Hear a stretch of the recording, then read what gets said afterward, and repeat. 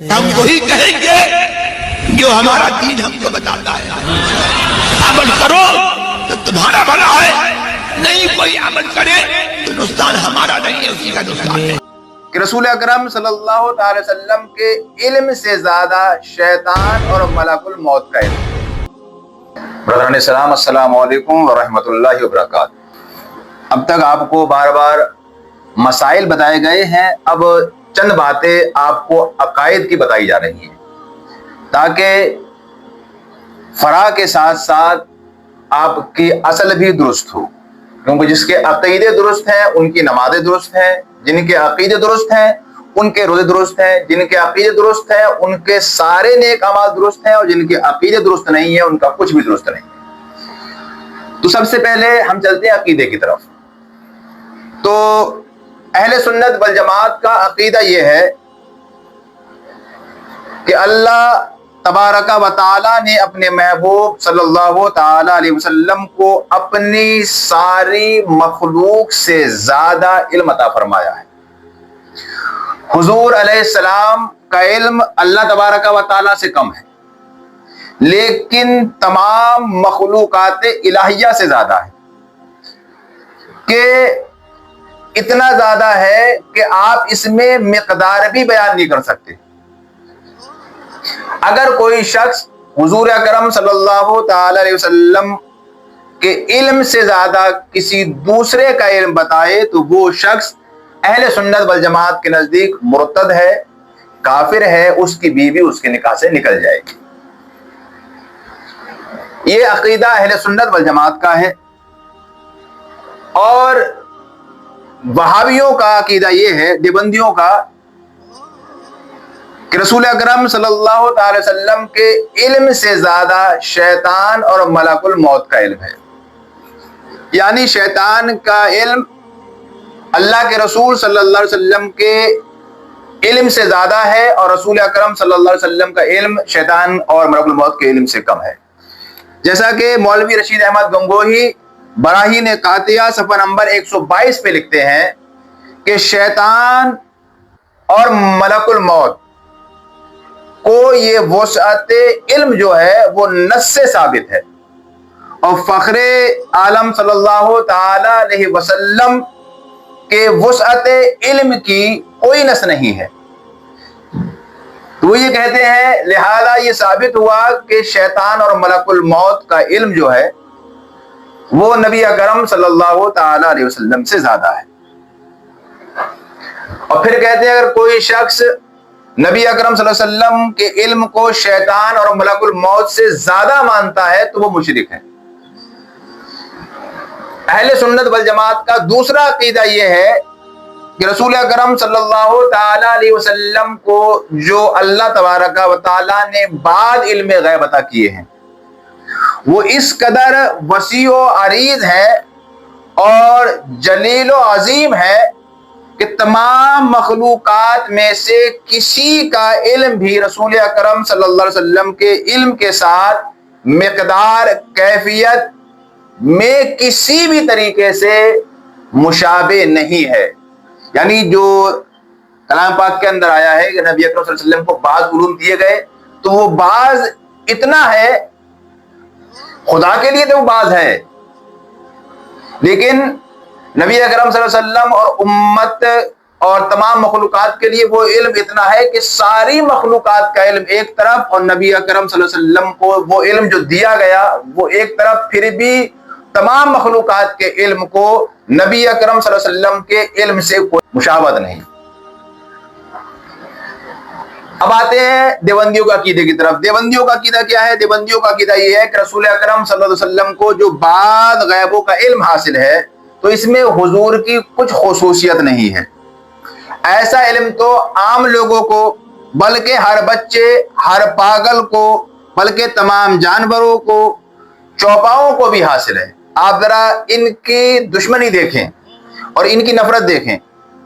چنانچہ دیوبندی مذہب کے پیشوا اشرف علی تھانوی لکھتے ہیں اگر علوم سے مراد بعض علوم غیبیہ ہیں تو اس میں حضور کی کیا تخصیص؟ ایسا علم تو زید، عمر، بلکہ ہر صبی و مجنون बल्कि तमाम जानवरों को भी हासिल है। आप गौर करें कि ये जानवरों को इल्म गैब मानने को तैयार हैं, पागलों के लिए इल्म गैब मानने को तैयार हैं, ये चौपाओं के लिए इल्म गैब मानने को तैयार हैं, मगर नबी अकरम सल्लल्लाहु अलैहि वसल्लम के लिए इल्म गैब मानने को तैयार नहीं। आप गौर करें, ये कहना है कि जितना इल्म नबी अकरम सल्लल्लाहु अलैहि वसल्लम को दिया गया, जो अल्लाह ताला ने अता किया, उतना इल्म तो पागलों को भी है, जानवरों को भी है, बच्चों को भी है। आप देख सकते हैं कि एक हसद आदमी करता है तो उस हसद से भी कहीं ज्यादा नफरत, जलन इनकी लिखावट से खुद आ रही है।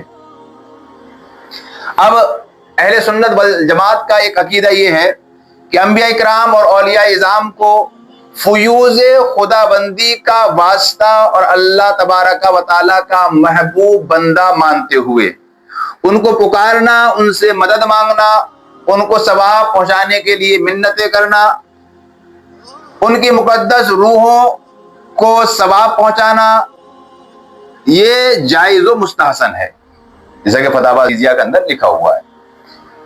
अब आते हैं देवबंदियों के अकीदे की तरफ। तो देवबंदियों का अकीदा यह है, जो मुसलमान किसी नबी या वली को पुकारे, या रसूल अल्लाह, या गौस, या ख्वाजा गरीब नवाज, या हुसैन, या अली कहे, या उनसे मिन्नतें मानते हुए नजर नियात करते हैं, या किसी नबी या वली को शफात करने वाला जानते हुए अगर वो ये लफ्ज बोल रहा है तो वो कहते हैं कि वो शिरक में अबू जहल के बराबर है। अस्तगफिरुल्लाह रब्बी मिन कुल्लि ज़ंबि व अतूबु इलैह। आप गौर करें कि अगर किसी इंसान ने नबी को पुकार लिया, या रसूलुल्लाह कह दिया, या किसी ने या अली कह दिया, या हुसैन कह दिया, या फिर या गौस आदम मदद कह दिया, या फिर या ख्वाजा गरीब नवाज कह दिया, तो वो कहते हैं कि वो शिरक में अबू जहल के बराबर हो गया। जैसा कि तकबीरतुल ईमान सफ़ा नंबर 16 पर इस्माइल देहलवी ने लिखा है। आप गौर करें, देवबंदियों के नजदीक ये इतना संगीन जुर्म है कि अगर किसी ने या रसूलुल्लाह कह दिया तो वो अबू जहल के बराबर मुशरिक हो गया।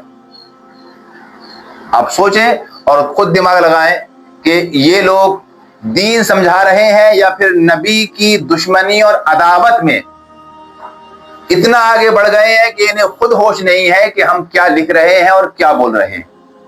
और अहले सुन्नत वल जमात का अकीदा है कि मुहर्रम में हजरत इमाम हुसैन रज़ियल्लाहु ताला अन्हु का जिक्र शहादत करना सही रिवायतों के साथ ये जायज़ व मुस्तहसन है और कार सवाब है और बाइसे नुज़ूले रहमत है।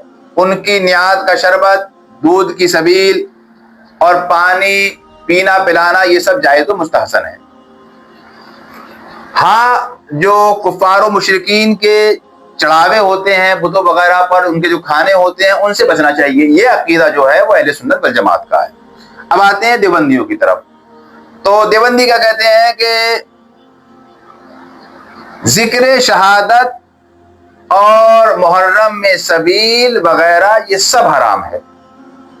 जैसा कि रशीद अहमद गंगोही लिखते हैं कि मुहर्रम में जिक्र शहादत हुसैन रज़ियल्लाहु ताला अन्हु कराना अगरचे बरिवायत सहीहा हो, या सबील लगवाना, या शरबत पिलाना, या चंदा सबील व शरबत में देना, या दूध पिलाना, सब नादुरुस्त है और तशब्बुह रवाफिस की वजह से हराम है। और हाशिए पर लिखते हैं लिअन्नहु कुफ्रुन, यानी इसलिए कि ये सब कुफ्र है। आप गौर करें, रशीद अहमद गंगोही इन चीजों को क्या कहते हैं कि ये काम कुफ्र हैं।